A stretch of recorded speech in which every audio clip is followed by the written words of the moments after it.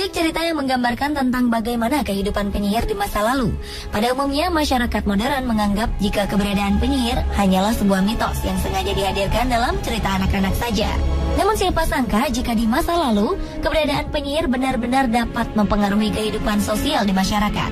Pada saat itu, banyak masyarakat yakin jika di antara mereka ada beberapa orang yang mampu melakukan sihir.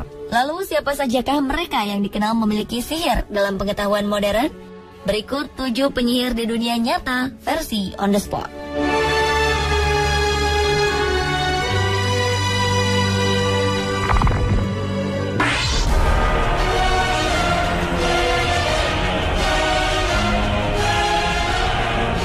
Mother Shipton dikenal sebagai seorang peramal yang mampu memperkirakan beberapa kejadian di masa yang akan datang. Namun demikian, kemampuan Mother Shipton untuk meramalkan beberapa kejadian baru diketahui pada 1641 atau 80 tahun sejak ia dikabarkan meninggal dunia.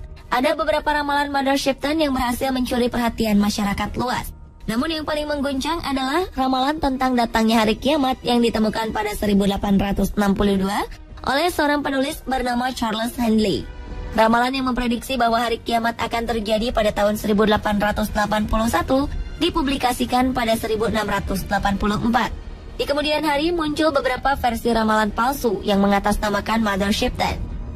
Wanita yang digambarkan sebagai sesosok wanita jelek dan menyeramkan itu dilahirkan di Knaresborough, Yorkshire pada 1488 di dalam sebuah gua yang sekarang dinamakan Mother Shipton's Cave.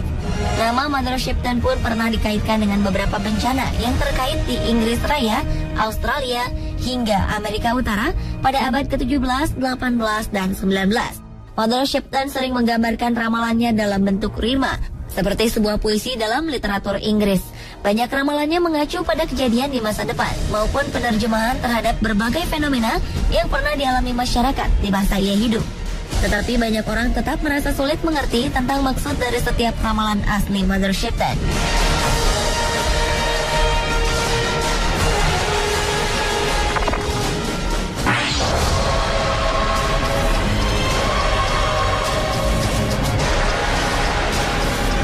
Jika Anda pernah mendengar istilah voodoo, yaitu sebuah tradisi ilmu hitam dari Afrika Barat, maka Marie Laveau lah sosok wanita yang paling dikenal sebagai ahlinya. Marie Laveau yang hidup pada 10 September 1801 hingga 15 Juni 1881 ini menjelma menjadi seorang ahli tenung terkenal di New Orleans, Amerika Serikat. Walau dikenal sebagai seorang ahli tenung, namun tak ada yang aneh dengan perilaku sosialnya saat itu. Pada masa epidemi demam kuning pada 1853, ia bekerja tanpa lelah sebagai seorang perawat. Banyak orang mengagumi dan menghormatinya. Bahkan dalam berbagai obituari, ia banyak digambarkan sebagai orang suci. Kehidupannya sebagai seorang ahli tenung terungkap setelah sebuah surat kabar menceritakan bagaimana ia memimpin upacara voodoo yang sensasional. Ia pun dianggap sebagai penyihir. Tapi akhirnya Marie Laveau memutuskan untuk berhenti melakukan praktek voodoo dan kembali mengabdikan dirinya secara eksklusif kepada gereja Katolik. Hingga kini masih banyak orang berdatangan ke makamnya di St. Louis Cemetery dengan berbagai tujuan, mulai dari ziarah sebagai penghormatan hingga berusaha memanggil kekuatan spiritual dari Marie Laveau.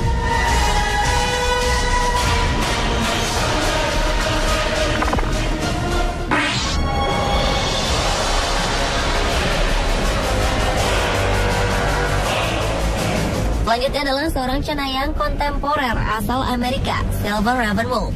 Wanita ini terlahir dengan nama Jenny E. Troyer pada 11 September 1956. Ravenwolf kemudian tumbuh menjadi seorang ahli sihir, pesulap, dan pengajar yang berfokus pada aliran pagan yang disebut Neo-Wicca. Beberapa praktek yang terdapat dalam keyakinan Wicca adalah ritual magis dan hal-hal yang berkenaan dengan dunia supranatural. Meski terkenal, Ravenwolf bukanlah pemimpin dari sekte ini. Silver Ravenwolf juga bekerja sebagai penulis buku yang kebanyakan membahas tentang Wicca dan paganisme secara umum. Wicca sendiri diketahui baru muncul dan berkembang di Inggris pada paruh pertama abad ke-20. Sebagai pagan modern dan sihir agama, aliran ini kemudian mulai diperkenalkan ke publik pada 1954 oleh Gerald Gardner.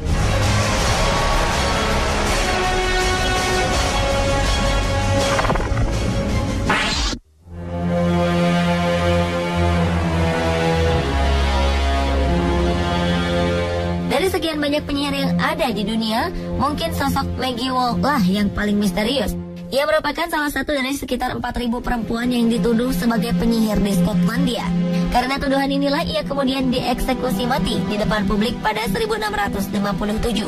Meski demikian, masyarakat tetap mengenangnya dengan membuatkan sebuah monumen berupa tulisan namanya, serta sebuah catatan peringatan tentang seorang penyihir bernama Maggie Wall yang dibakar pada 1657.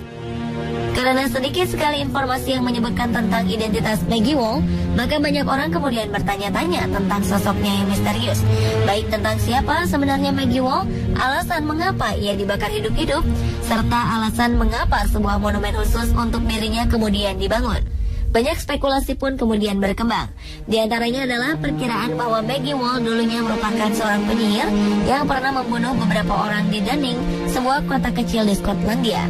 Dengan sosoknya yang misterius, kini banyak orang dengan berbagai profesinya berusaha mengungkapkan jati diri siapa sebenarnya Maggie Wall.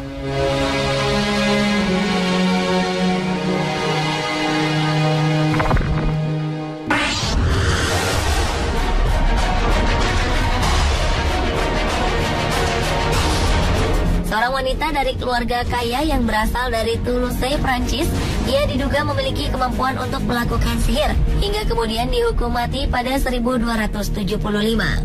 Nama Ujil de Lebat populer dan dikenal sebagai orang pertama yang dihukum mati atas tuduhan sebagai seorang yang memiliki kekuatan sihir selama abad pertengahan.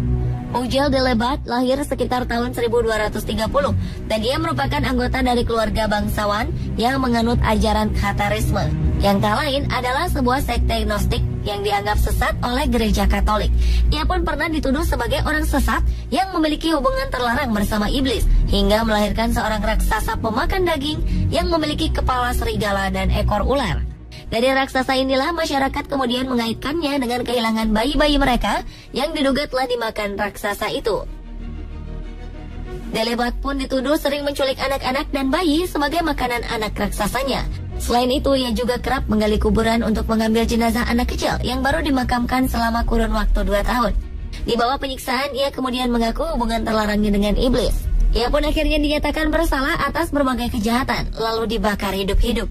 Meski demikian, banyak pemuka agama yang meragukan kebenaran cerita Ujil de Lebat karena minimnya informasi tentang pengadilan Toulouse yang menceritakan tentang kejahatannya bersekutu dengan setan pada 1275.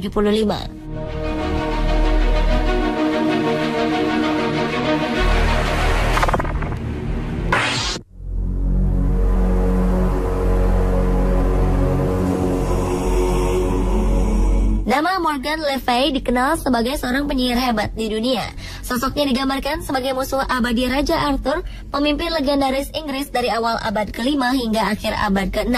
Morgan Le Fay yang kabarnya sebenarnya masih memiliki hubungan garis keturunan dengan Raja Arthur, konon merupakan murid langsung dari penyihir hebat dan legendaris di Inggris bernama Merlin.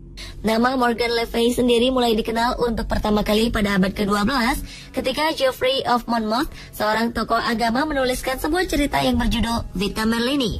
Di dalam tulisannya disebutkan bahwa Morgan Le Fay merupakan seorang pemimpin dari 9 penyihir bersaudara dari Pulau Avalon yang pernah menolong Merlin ketika tengah berada dalam kesulitan.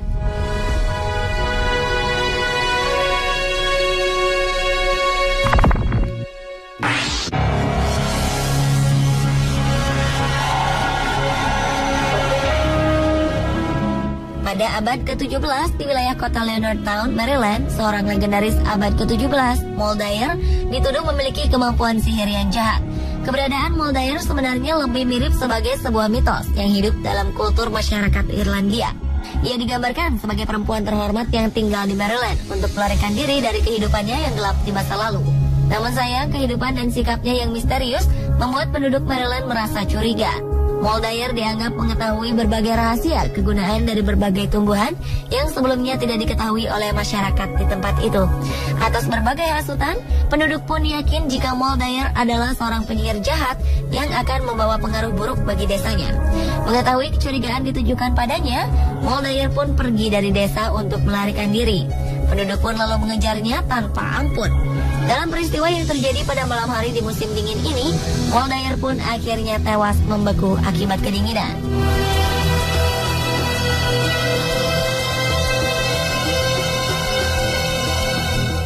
itulah 7 penyihir di dunia nyata versi On The Spot.